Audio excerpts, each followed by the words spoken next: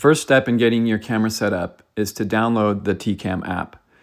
Go to the Apple App Store or the Google Play Store and search for TCAM. As you can see, the icon on my screen, it's already installed. But this is what it looks like in the App Store. The next step is to turn on your camera. Most of our cameras automatically power on when you plug them into a wall. After the camera powers on, wait 1 to 2 minutes for the Wi-Fi signal to emit from the camera. Once the Wi-Fi signal is emitting from your camera, go into the settings on your phone. Click on your Wi-Fi settings and find the network that has a string of numbers and letters. Here you see it under My Networks. I'm going to go ahead and click on it and connect to the camera.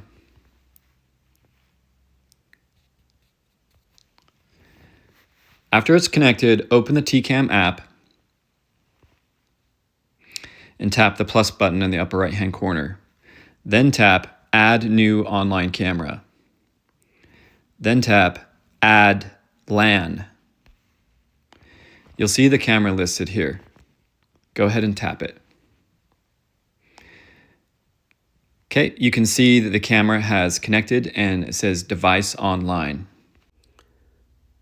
The TCAM app is now successfully connected to your camera. But this is just part of the setup. We're connected directly to the Wi-Fi signal of the camera, but what we want to do now is connect the camera to your home Wi-Fi network. Once this step is completed, the camera will be a true remote viewing IP camera that you can view from anywhere in the world. To connect your camera to your home Wi-Fi network, tap Setting, and then tap on Device Setting. Then tap Wi-Fi Setting. Here you'll see the networks that are local to you. Go ahead and tap on your home Wi-Fi network.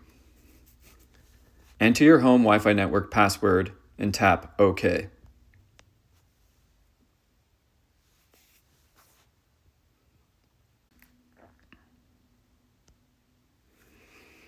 After the device is successfully connected, you'll see this notification.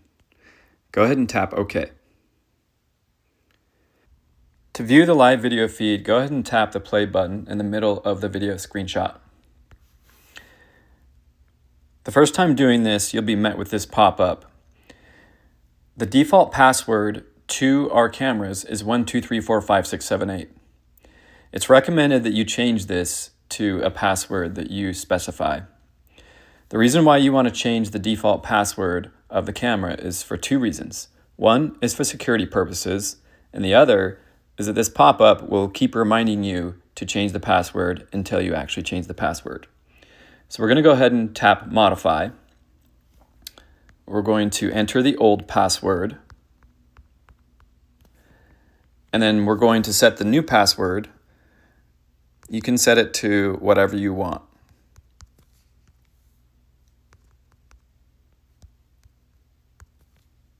And tap OK. Now that the password is successfully reset and you've specified exactly what you want the password to be, go ahead and tap the play icon in the middle of the video screenshot again. Now you are viewing the live video feed.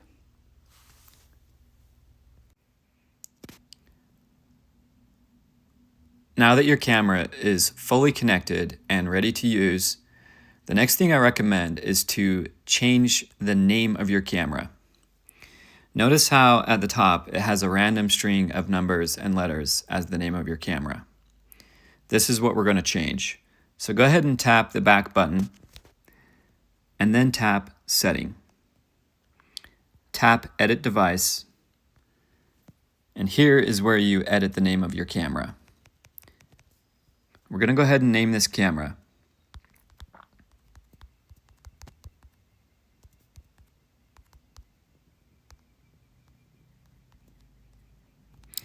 Go ahead and tap OK to save the name.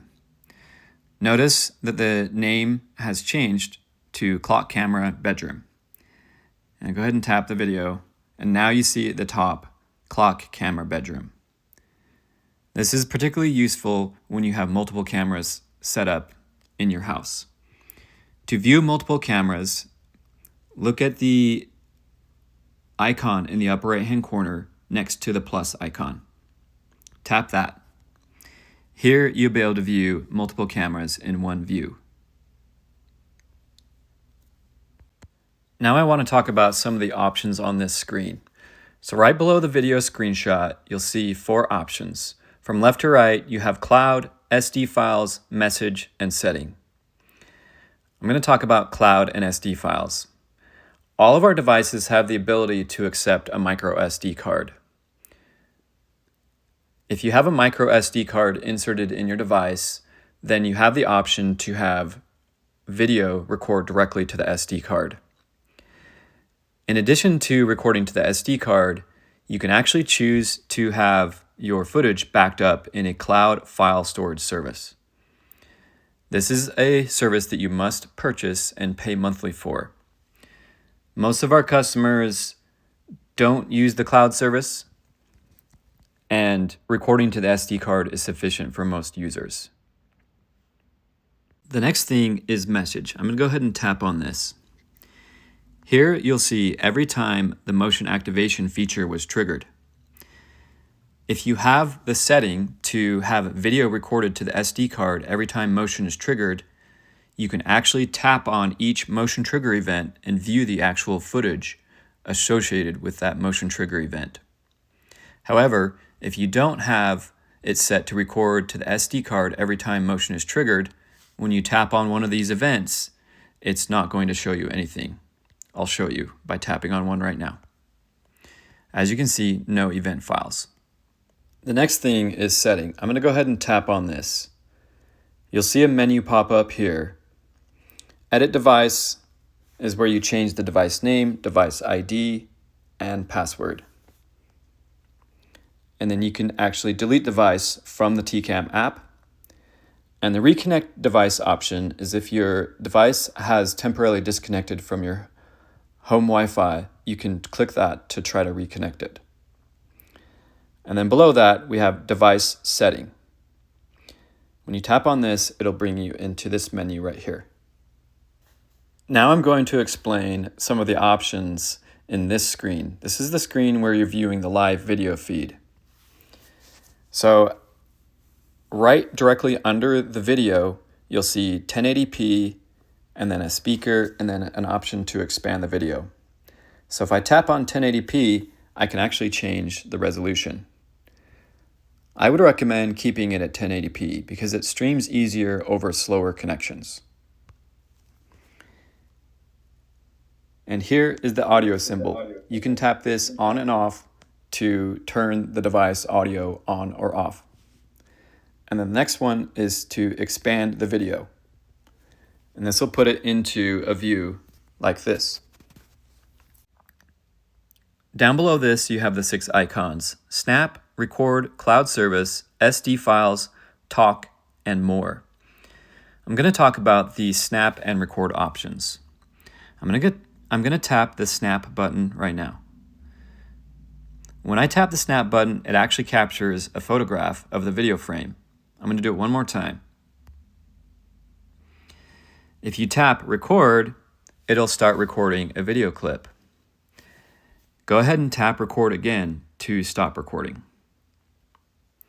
Now it's important to note that the 2 photographs that I just took and the video clip did not actually save to the SD card of your camera.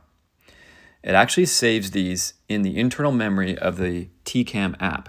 To view these, go ahead and tap the back button in the upper left-hand corner.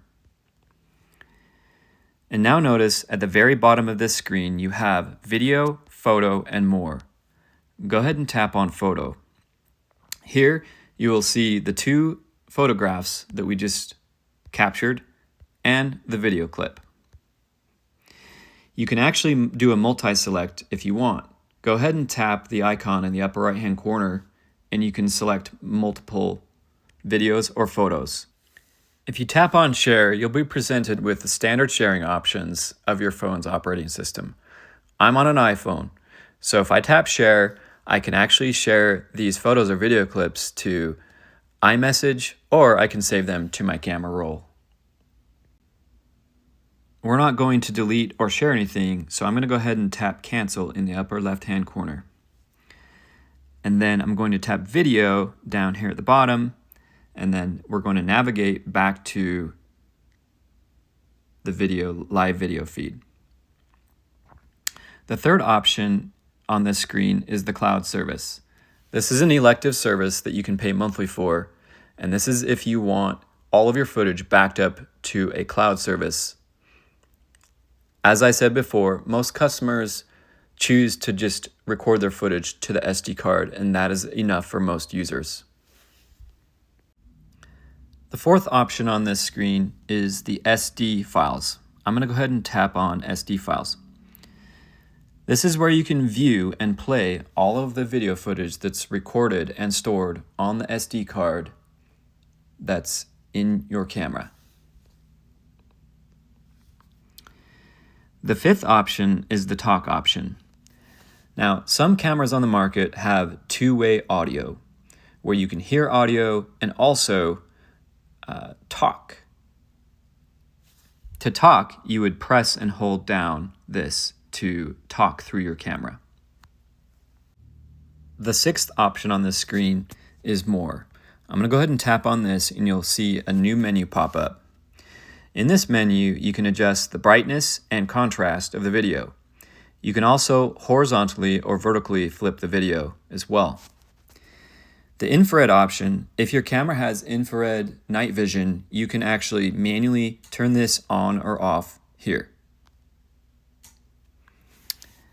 All of our cameras have an LED indicator.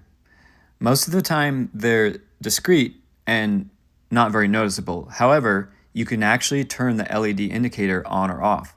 If you turn it off, it'll make your camera just a little bit more discreet. And then show time. Some of our cameras are actually clock cameras that you put on a bedstand.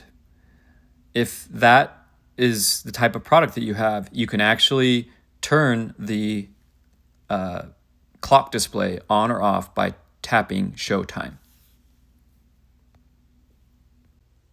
Now we're going to cover changing some of the settings in your camera.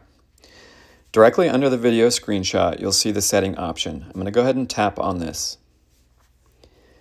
From here, tap on Device Setting. Here you'll have a full menu of settings that you can modify. The alarm config setting name is a bit misleading because this option is just you specifying how or when the camera actually records video to the SD card.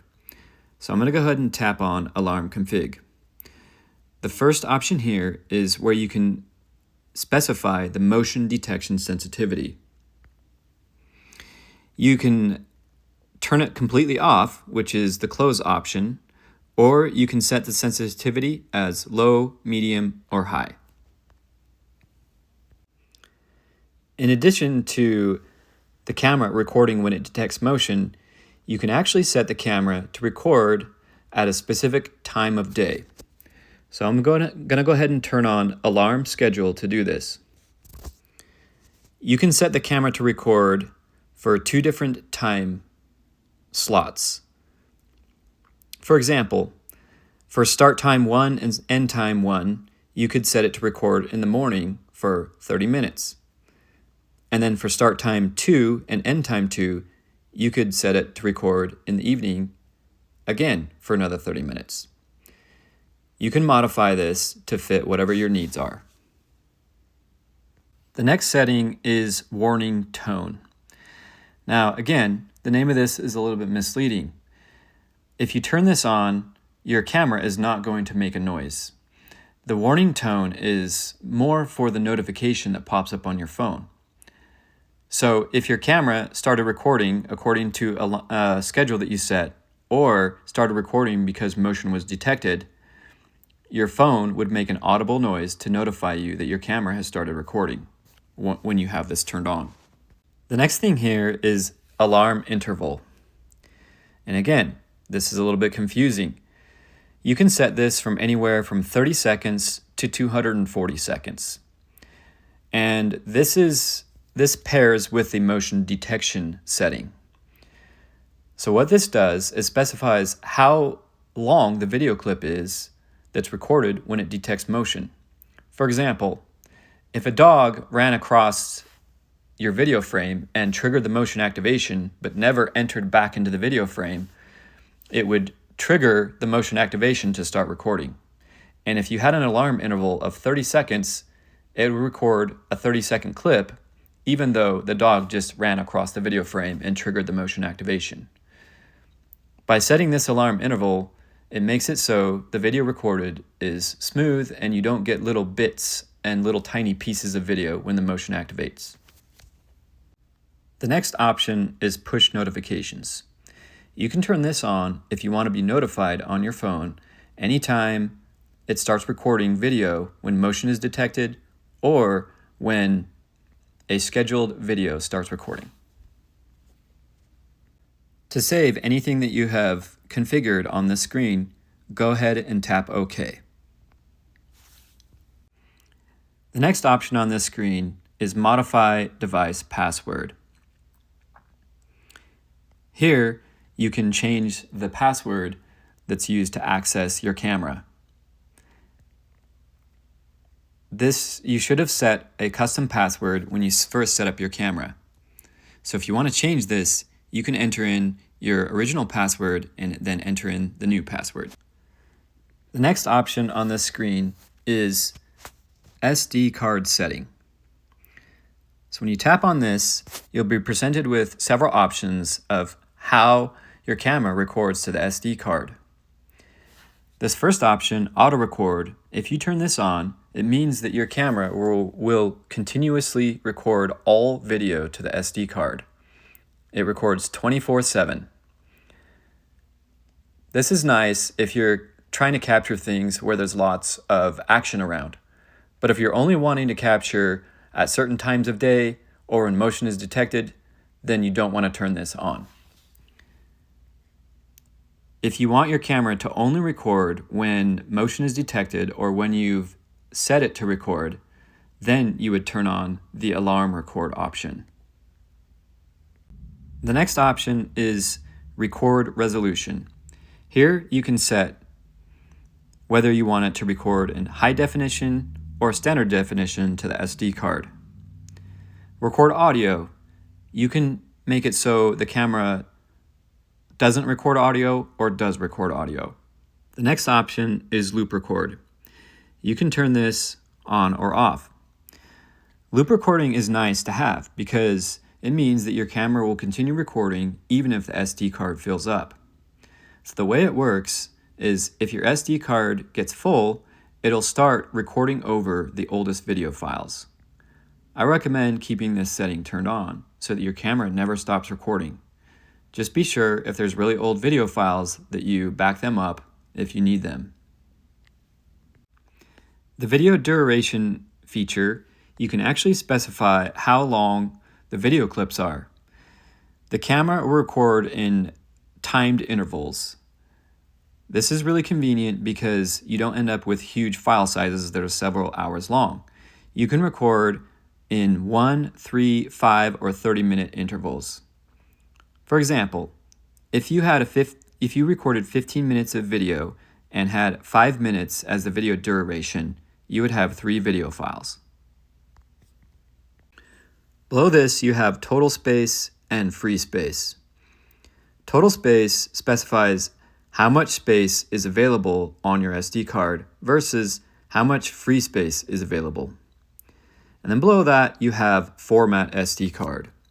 I'm going to go ahead and tap on this. If you click OK here, this means it will erase everything on your SD card. That's what it means to format an SD card.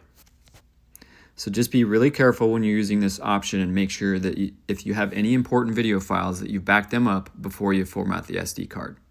The next option on this screen is the IR LED config. I'm going to go ahead and tap on this. So what this is if your camera has night vision is also commonly referred to as infrared.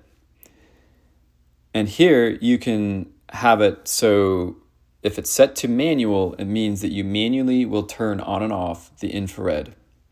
But if you wanted to set it on a schedule, for example, every night at 10 p.m. you wanted the infrared night vision to turn on, you could set this on a schedule.